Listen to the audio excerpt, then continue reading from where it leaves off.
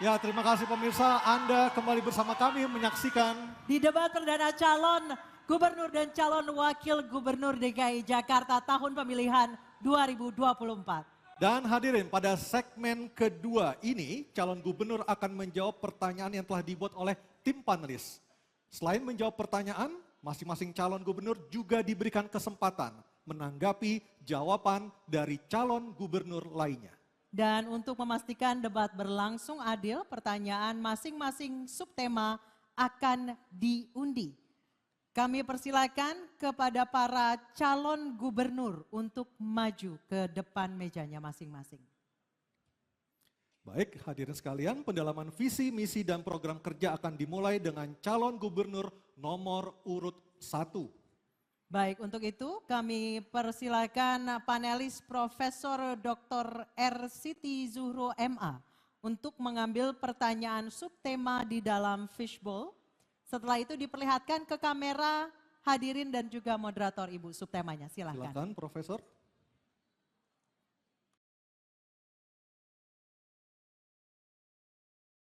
Tema apa yang diambil Profesor Siti Zuhro? Kita lihat bersama-sama.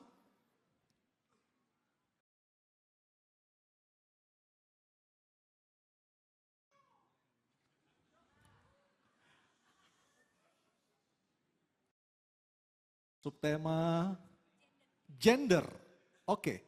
Subtema gender dan selanjutnya saya akan mengundang panelis Dr. Gun-Gun Herianto MSI untuk mengambil undian daftar pertanyaan dari fishbowl. Kami persilakan.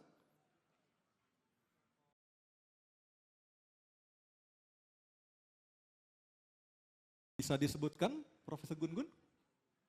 A. A. Oke, baik. Gender huruf A. Saya akan mengambil Gender amplopnya. huruf A. Baik, ini.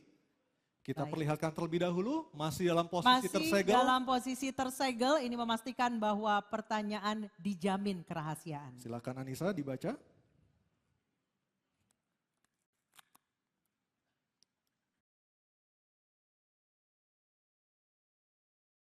Baik, kami ingatkan para calon gubernur untuk mendengarkan pertanyaan dengan seksama karena pertanyaan tidak akan kami ulang.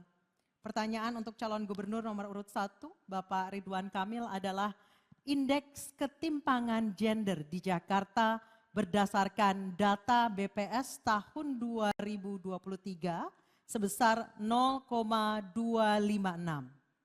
Ketimpangan ini sangat dirasakan dari sisi tingkat partisipasi angkatan kerja perempuan yang hanya 50,12% dibandingkan laki-laki yang mencapai 80,25%.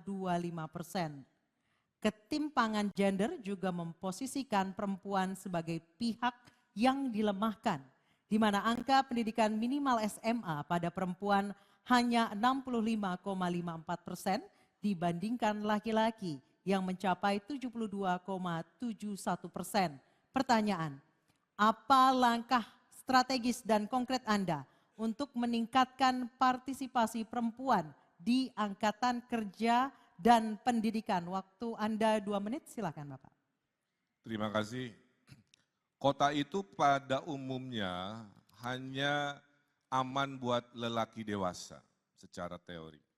Tidak aman buat perempuan, belum aman buat anak-anak, belum nyaman buat lansia, tidak nyaman buat disabilitas.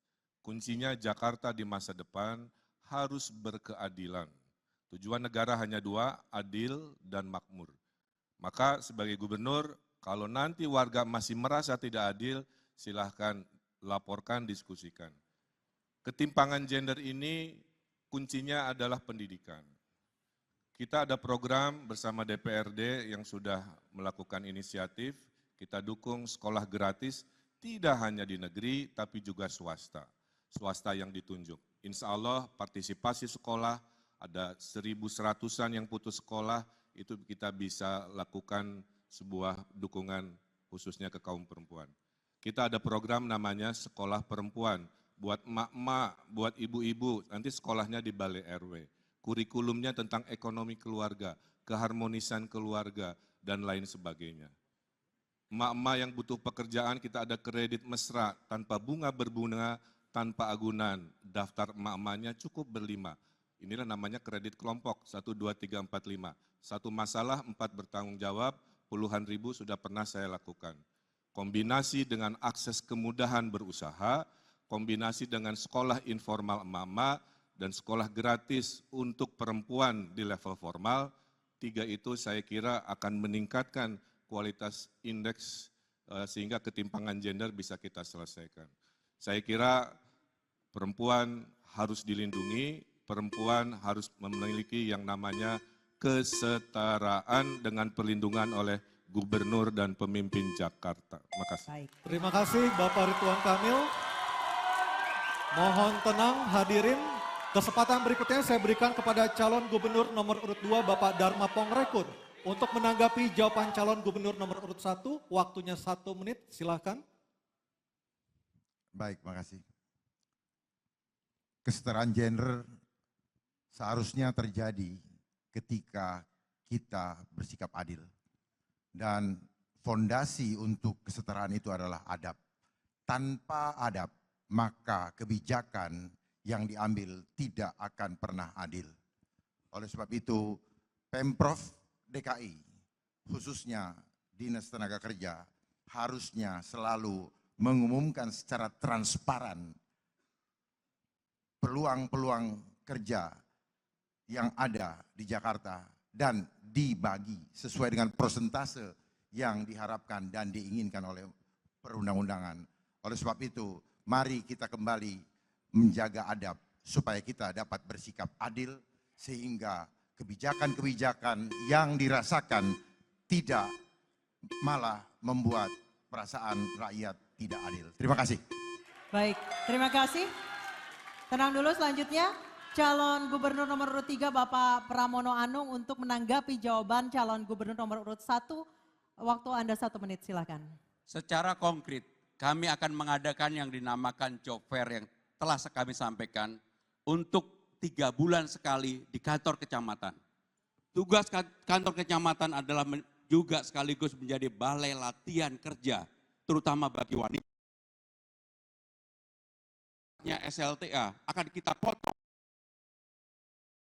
Penting adalah bisa membaca dan menulis. Karena memang menjadi persoalan bagi wanita, bagi perempuan, mereka rata-rata lulusannya di bawah, yang bekerja untuk level di bawah adalah di bawah SLTA. Untuk itu, tugas negara, tugas Provinsi Jakarta harus hadir memberikan perlindungan kepada mereka supaya mereka bisa kerja dengan keterampilan yang dimiliki dan mereka juga bisa memberikan penghasilan yang cukup minimal setara dengan UMR. Itulah yang akan kami lakukan. Terima kasih. Baik, terima kasih calon gubernur nomor urut 3. Dan kesempatan selanjutnya, mohon tenang.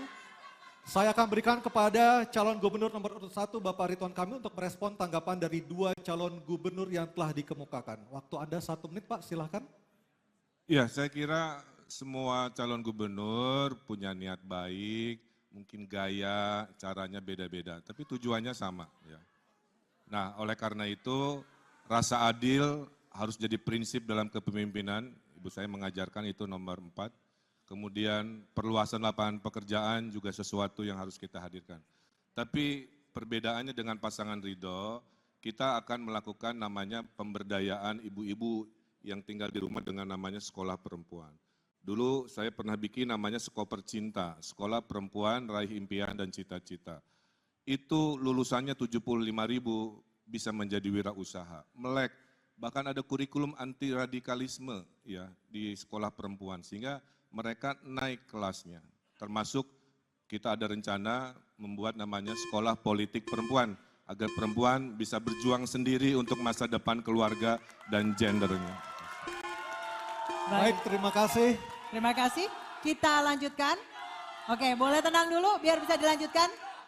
Oke, selanjutnya kita beralih ke pertanyaan kedua untuk calon gubernur nomor urut 2 Bapak Dharma Pongrekun. Kami persilakan panelis Dr. Didik Suharyanto, SHMH, untuk mengambil pertanyaan subtema di dalam fishbowl. Dan setelah diambil diperlihatkan ke kamera hadirin dan juga moderator. Subtema apa yang diambil oleh Dr. Didik Suharyanto? Baik, kita lihat. Kita lihat bersama-sama. Tema apakah? Oke, soal transportasi yang terintegrasi. Baik, selanjutnya kami akan mengundang panelis Dr. Ahsanul Minan MH untuk mengambil undian daftar pertanyaan dari fishbowl yang ada di sebelah kiri saya.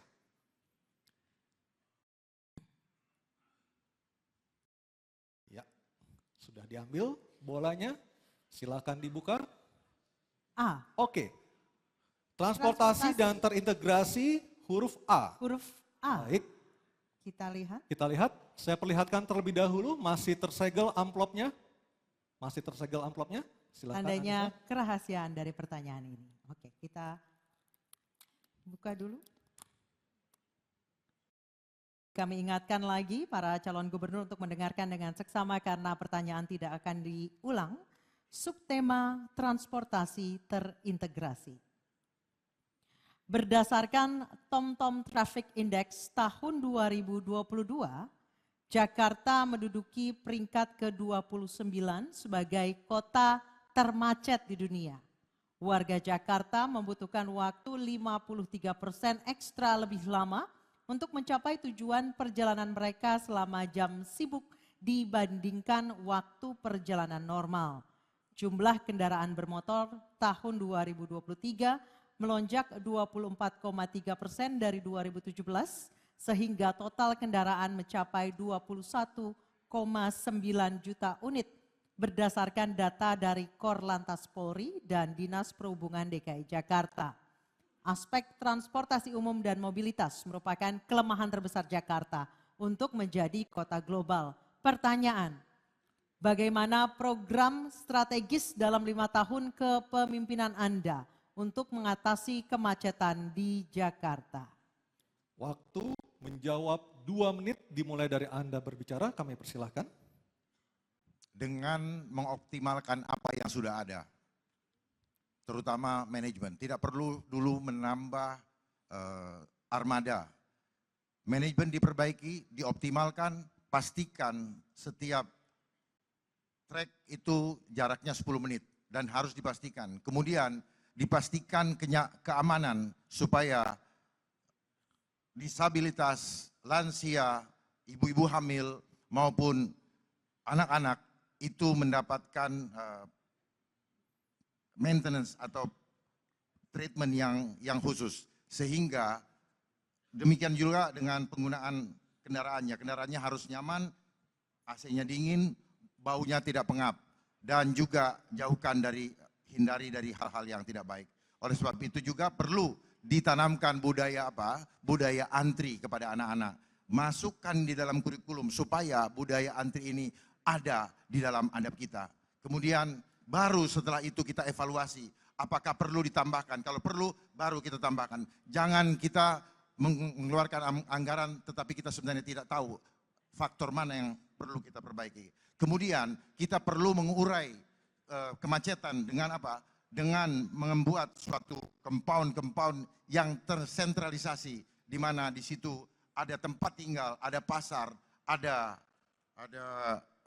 sekolah sehingga transportasi ini juga bisa terkonsolidasi dan dibuat minimal 500 meter dari pemukiman sebagai vendor daripada MRT atau LRT ataupun Transjakarta, yaitu mikrotransportasi yang terhubung satu dengan yang lain. Kemudian juga disiapkan kantong-kantong parkir yang nyaman dan aman supaya banyak orang yang mau naik transportasi umum karena keamanan kendaraan yang tinggal itu terjamin. Waktunya habis. Terima kasih. Waktunya habis. Terima kasih. Dan kami persilakan kepada calon gubernur nomor urut 1 Bapak Ridwan Kamil untuk menanggapinya dalam waktu 1 menit. Kami persilakan Pak Ridwan Kamil. Ya, mengatasi macet ada 2 ideologi. Ideologi memfasilitasi pergerakan MRT, LRT, Transjakarta, busway, bikeway, dan lain sebagainya. Kita mungkin akan coba berinovasi membuat riverway atau perahu melintasi 13 sungai di Jakarta. Kemudian juga perluasan yang namanya flyover masih dibutuhkan secara reality. Ya. Nah, ideologi kedua yang pasangan Ridho akan kembangkan selama 5 tahun adalah mengurangi pergerakan, membangun pusat-pusat pertumbuhan, CBD di Ancol, di PIK, di Meruya, di Kelapa Gading, di TB Simatupang. Sehingga orang selatan tinggalnya di selatan, tidak usah ke pusat, kerja di selatan, ngemol di selatan. Orang di barat, tinggal di barat, kerja di barat, ngemolnya di barat, tidak harus semua ke pusat. Kemudian kita pergilirkan yang namanya work from home. Senin industri media, Selasa industri hukum, sehingga mengurangi pergerakan, digabung memfasilitasi pergerakan, insya Allah mengurangi kemacetan. Baik, Waktu waktunya habis. habis. Terima kasih. Selanjutnya kami persilakan calon gubernur nomor urut 3, Bapak Pramono Anung untuk menanggapi. Bapak, waktu Anda 1 menit, silakan. Transjakarta tidak cukup untuk mengatasi menyelesaikan persoalan macet di Jakarta. Aglomerasi telah ada, maka yang harus dilakukan adalah Transjabodetabek. Untuk itu, maka harus diatur dari ujungnya.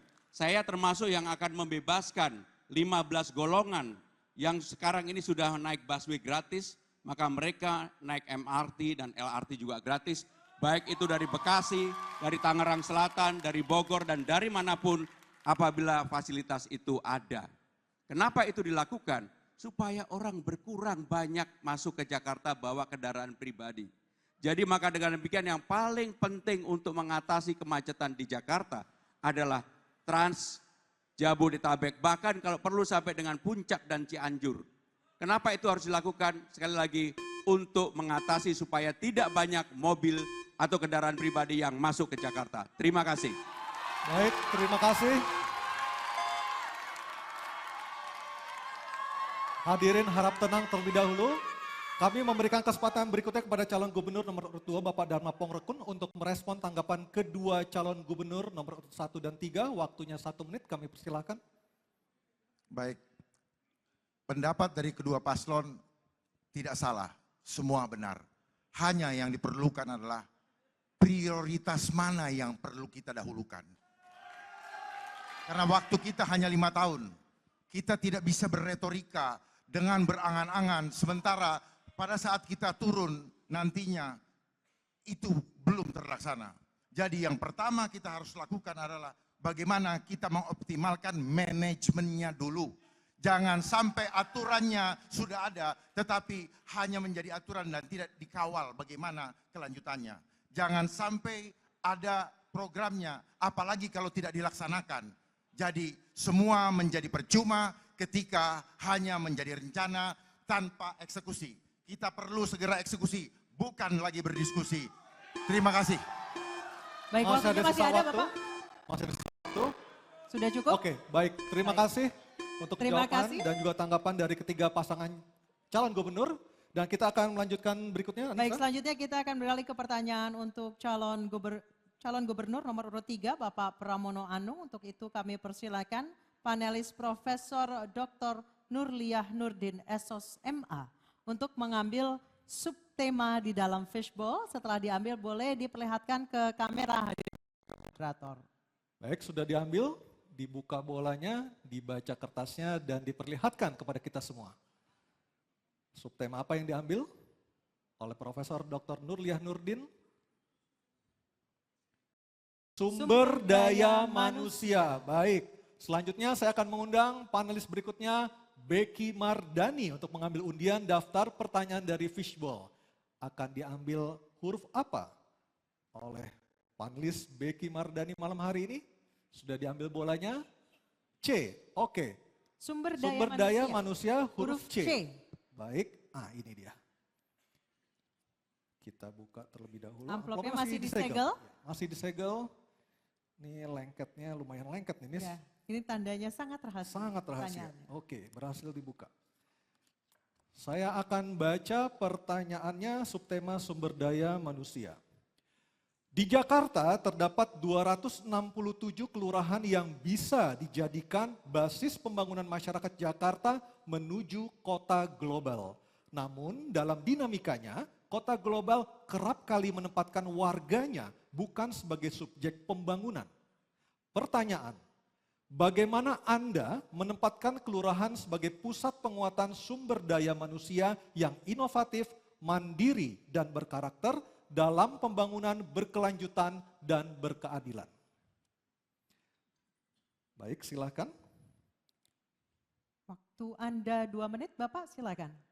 Kita tahu bersama, Jakarta sekarang menempati nomor 74 dari 156 kota global.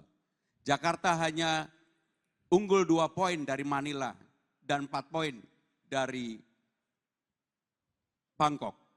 Saudara-saudara sekalian, apa yang akan kami lakukan untuk itu? Kita tahu bersama, sebagai kota global, yang pertama yang paling penting adalah aktivitas bisnis atau perekonomian. Yang kedua, sumber daya manusia. Yang ketiga, dukungan politik. Yang keempat adalah keterbukaan informasi. Dan yang tidak kalah penting adalah kesiapan kita untuk menjadi kota global. Untuk itu, sumber daya manusia menjadi sangat penting dalam penilaian untuk indeks kota global.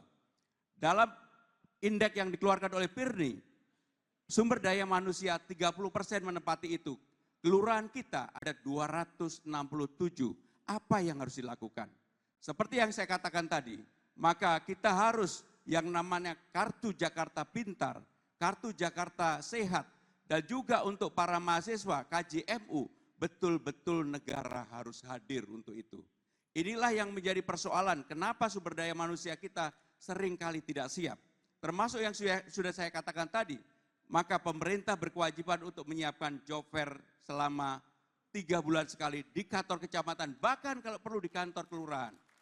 Inilah yang akan kami lakukan secara detail. Untuk itu, supaya kita bisa menaikkan menjadi kota global, saya bercita-cita, kalau saya dapat amanah ini, saya yakin, hakul yakin, 5 tahun ke depan Jakarta menjadi 50 kota global dunia, dan artinya naik peringkat yang cukup tinggi setara dengan Bangkok pada saat ini. Terima kasih. Baik, terima kasih calon gubernur nomor urut 3. Dan berikutnya saya akan mempersilakan calon gubernur nomor urut 1 Bapak Ridwan Kamil menanggapi jawaban dari Cagup nomor urut 3. Waktunya 1 menit, kami persilakan. Bapak Ibu warga Jakarta, kenyataannya tidaklah mungkin urusan Jakarta dibereskan sentralisasi dari balai kota. Konsep Ridho adalah DKI, desentralisasi, kolaborasi, dan inovasi. Kelurahan itu adalah ujung ASN, di bawah kelurahan ada RW. Itulah kenapa kita akan demokratisasi warga-warga Jakarta yang pintar untuk mendesain sendiri versi globalnya mereka dengan cara apa? Diberi anggaran 200 juta per tahun per RW, total 1 miliar selama 5 tahun, insentif RT RW, Dasawisma, PKK, Posyandu semua juga dinaikkan. Kombinasi ini bayangkan ada rapat di 2.700 RW dibimbing oleh Pak Lurah untuk mendesain masa depannya sendiri.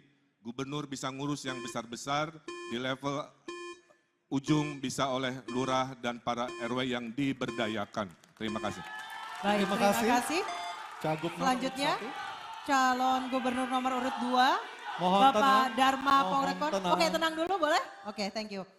Bapak Dharma Pongrekon, kami silakan untuk menanggapi jawaban dari Cagup nomor urut 3. Waktu Anda 1 menit, silakan. Penguatan sumber daya manusia artinya ada masalah dengan sumber daya manusia. Ada masalah dengan manusia. Manusia bukan hanya tubuh tapi jiwa. Sehingga masalah adab itu harus dibenahi dulu. Sehingga kemauan untuk bekerja itu menjadi tinggi. Menjadi tanggung jawab dari keluarga. Dan persoalan yang harus kita identifikasi adalah apa? Kita harus tahu ada masalah apa yang terpenting. Ada masalah persaingan di dalam pekerjaan.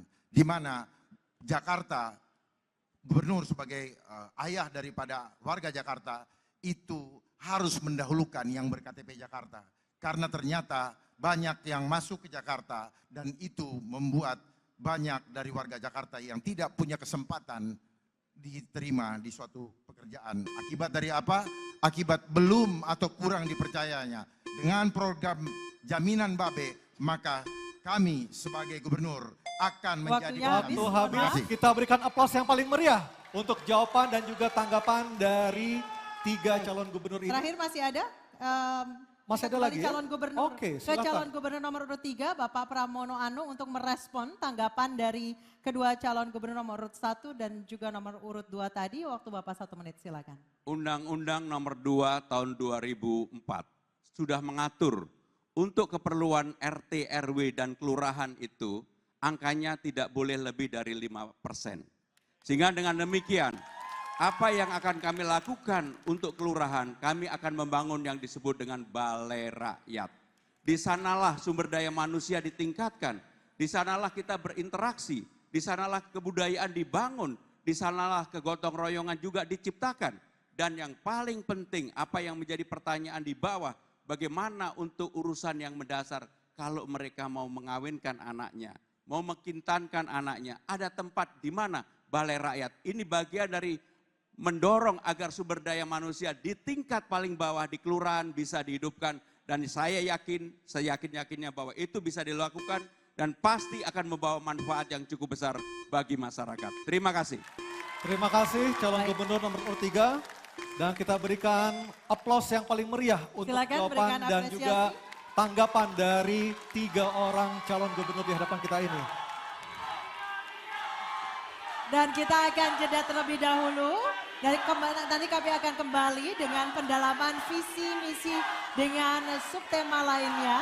Sejumlah gagasan akan disampaikan oleh 3 calon wakil gubernur DKI Jakarta di segmen berikutnya. Tetap bersama kami di Debat pertama calon gubernur dan calon wakil gubernur DKI Jakarta pemilihan tahun 2024.